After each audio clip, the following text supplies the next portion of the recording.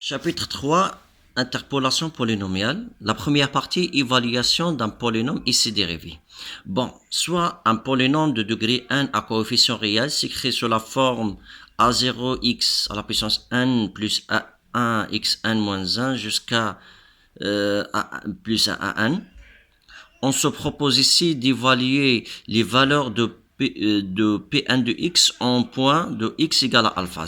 Il suffit de remplacer dans le polynôme Pn de x x par la valeur alpha. Donc, on trouve cette présentation-là. Donc, c'est A0, alpha 1, etc. Donc, la manière la plus commode de le faire est de mettre Pn de alpha sur la forme, c'est la forme suivante. Donc, il suffit, voilà, il y a une astuce de le faire. C'est A0 fois alpha plus A1 fois alpha plus A2. Donc, en multipliant fois alpha encore, et plus A3, et puis on fait une multiplication fois alpha, plus A4, on fait la multiplication fois alpha, plus A5, etc. jusqu'on arrive à A1. Lorsque je fais le produit, donc je trouve exactement cette expression précédente. Donc c'est une façon de le faire, ou bien de factoriser le polynôme Pn de alpha en point de alpha. Appeler le développement de Pn de alpha suivant le schéma de Horner. Cette idée, c'est l'idée de Horner. Deux, en considérant la suite. Donc, je peux poser P0, c'est A0. B1, c'est A1 plus B0 fois alpha. Et puis B2, c'est le A2 plus l'ancien terme B1 fois alpha. Et puis, jusqu'on arrive, le terme BI, c'est le AI, le coefficient de mon nom xi, plus bi moins 1, donc fois alpha, etc. jusqu'on arrive le dernier, c'est bn qui est égal à an plus bn moins 1 fois alpha. Alors, on aboutit à bn, donc le dernier terme, c'est exactement c'est le bn de alpha. Et puis, on vérifie que bn de x, c'est x moins alpha, fois un polynôme de degré moins n moins 1, plus un bn. Lorsque je remplace par alpha, je trouve exactement c'est le bn. Voilà.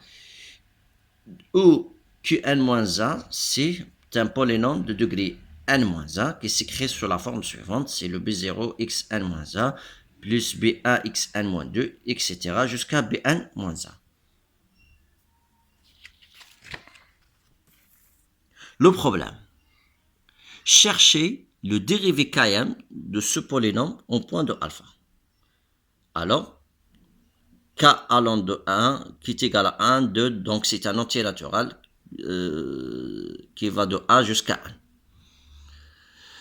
Premièrement, nous avons Pn de x est égal à x moins alpha, c'est qn moins 1 fois x plus rn. C'est-à-dire, lorsque je fais une division euclidienne sur le polynôme Bn de x sur x moins alpha, je trouve un polynôme de degré n moins 1 plus un reste Rn, tel que ce reste-là qui est égal à Pn de alpha. Je fais la même procédure, donc je reprends le polynôme qui est n-1, je fais la division euclidienne sur le même polynôme x moins alpha, tel que alpha c'est la... bon. Je fais la division euclidienne, je trouve que n-2, un polynôme de degré n-2, plus un reste Rn-1. Avec Rn-1, c'est exactement Kn-1 en point de alpha. Si je remplace par alpha, donc va disparaître ce terme-là. Qu'est-ce qu'il reste? Rn-1 qui est égal exactement, c'est 1 Qn-1 fois alpha.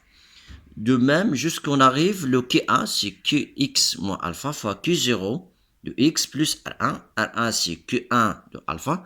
Et Q0, donc, à la fin, je trouve que 0 de x, c'est une constante, telle que cette constante, c'est le reste R0. Ou les coefficients des polynômes Qn-1 jusqu'à le Q1, Q0 sont déterminés par l'utilisation répétée du schéma précédent. Par substitution, il vient alors Pn de x qui est égal à x moins alpha à la puissance n R0 plus x moins a moins alpha à la puissance n moins 1, R1, plus, etc. X moins alpha fois Rn moins a plus Rn. Donc, on va noter ça, c'est étoile. Donc, on a utilisé le système précédent, le schéma précédent avec répétition. Donc, on peut exprimer Pn de x en fonction des restes R0, R1, jusqu'à on arrive à Rn. Donc, et puis, un développement de Taylor, on peut utiliser le développement de Taylor pour le polynôme Pn au point de x égale à alpha. Donc, on sait bien que le développement de Taylor au point de x, c'est exactement, bon, on sait bien qu'on commence par le premier, c'est Pn de alpha plus le dérivé premier au point de alpha sur 1 factoriel fois x moins alpha, plus etc., etc., jusqu'on arrive x moins alpha à la puissance n, plus Pn dérivé nème de alpha sur n factoriel. La question, où est-ce qu'il est le reste? Parce que comme le Pn au début c'est un polynôme, donc le reste est égal à 0. C'est pour ça. Donc si je fais l'identification de deux étoiles, le développement de Taylor avec l'écriture en fonction des restes R0, R1 et Rn, je peux trouver une formulation. Par l'identification, je peux trouver les dérivés km de n au point de alpha, c'est exactement c'est k alpha, que le factoriel k fois Rn moins k. Je fais l'identification, je trouve ça. K qui est égal à 0, 1 jusqu'à n. Donc c'est un entier naturel. On va parler de l'interpolation polynomiale. Soit f, une fonction dont on ne connaît que les valeurs yi qu'elle prend au n plus 1 point distinct, xi, avec i allant de 0 jusqu'à n, c'est-à-dire x0, x1, x, jusqu'on arrive x1, donc on a n plus 1 point. C'est-à-dire on a des valeurs yi, c'est-à-dire la fonction, on a des valeurs de la fonction en point, juste au point de xi, c'est-à-dire f de xi égale à yi, on a des valeurs exactes. C'est-à-dire on connaît que cette information sur la fonction.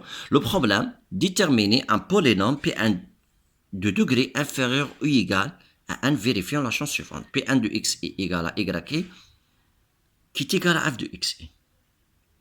On va déterminer un polynôme qui vérifie cette condition-là. I allant de 0, 1 jusqu'à n, c'est-à-dire on a n plus 1 point.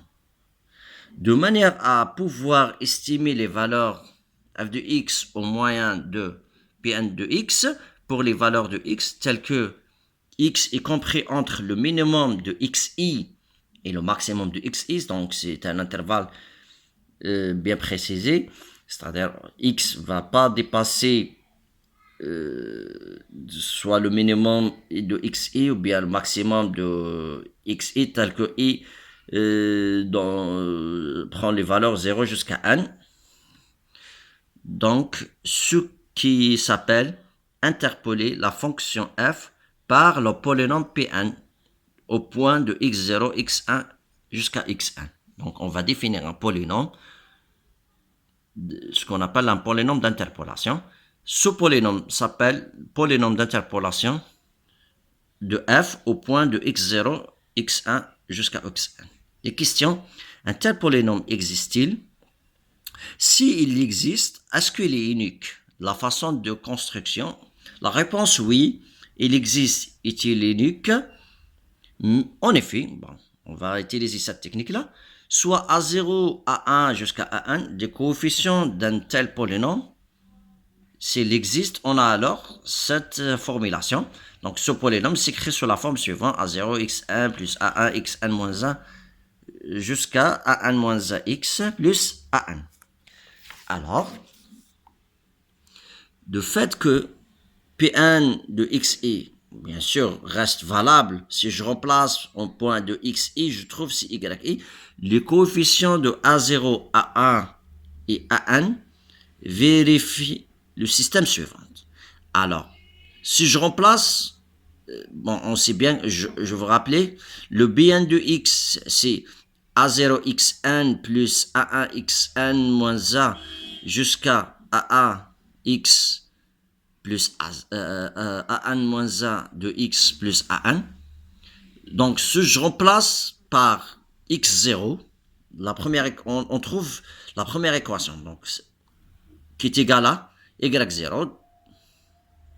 Si je remplace par x1, je trouve la deuxième équation dans le même polynôme.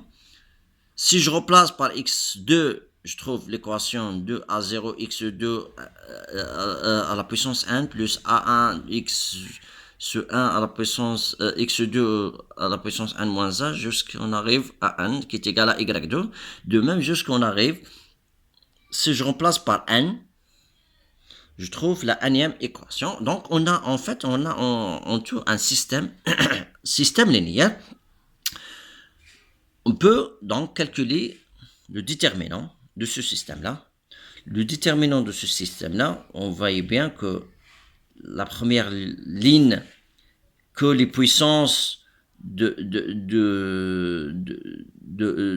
puissance de mon nombre x0 à la puissance n, x0 à la puissance n moins 1, x0 à la puissance 1, x0 à la puissance 0, donc c'est 1.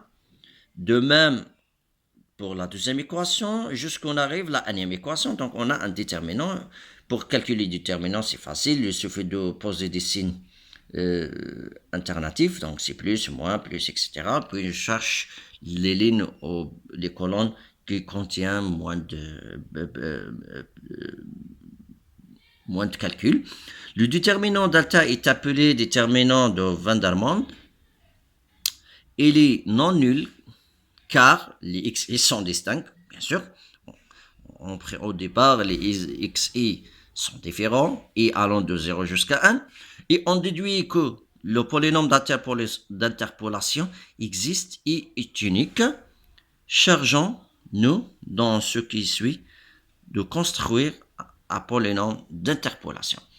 Mais dans ce paragraphe-là, dans ce chapitre-là, on va exposer deux techniques différentes d'interpolation, la méthode de Lagrange et la méthode de Newton. Et puis voilà, c'est une introduction de notre problème. On va exposer dans la prochaine vidéo la méthode de Lagrange. Merci pour votre attention.